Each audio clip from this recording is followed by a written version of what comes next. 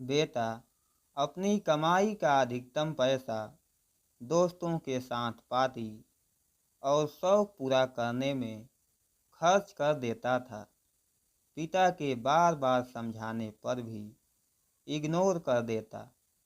एक दिन अचानक पापा को हार्ट अटैक आया तो आईसीयू में एडमिट हुए तो डॉक्टर ने पर्चा पकड़ाया।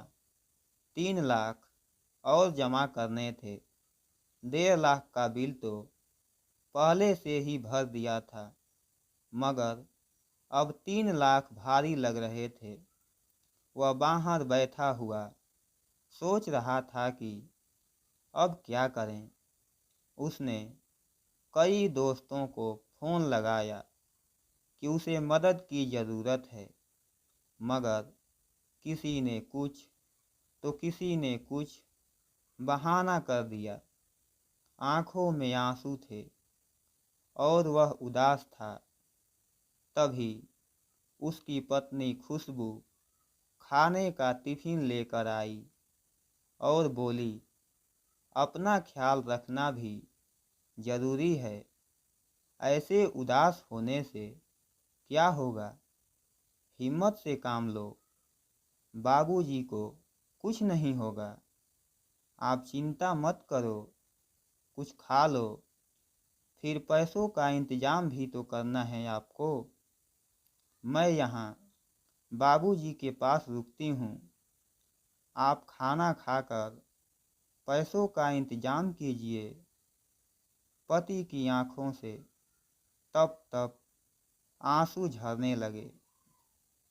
कहा ना, आप चिंता मत कीजिए। जिन दोस्तों के साथ आप मॉडर्न पार्टियां करते हैं, आप उनको फ़ोन कीजिए, देखिए तो सही कौन कौन मदद को आता है। पत्नी खुशबू ने कहा। पति खामोश और सूनी निगाहों से जमीन की तरफ देख रहा था कि खुशबू का हाथ उसकी पीठ पर आ गया और वह पीठ को सहलाने लगी। सबने मना कर दिया, सबने कोई न कोई बहाना बना दिया। खुशबू, आज पता चला कि ऐसी दोस्ती तब तक ही है जब तक जेब में पैसा है। किसी ने भी हाँ नहीं कहा, जबकि पार्टियों में उनके लिए मैंने लाखों उड़ा दिए। पति ने कहा, इसी दिन के लिए तो माँ बाबा पैसे बचाने को कहते थे। खैर, कोई बात नहीं, आप चिंता न करो, सब ठीक हो जाएगा। खुशबू ने पति से कहा। आखिर चिंता कैसे न करूं खुशबू, इतना जमा कराना है और तनख्वाह मिलने में भी अभी समय है। पति बोला, तुम्हारी ख्वाहिशों को मैंने संभाल रखा है। खुशबू बोली। पति बोला, क्या मतलब, मैं समझा नहीं।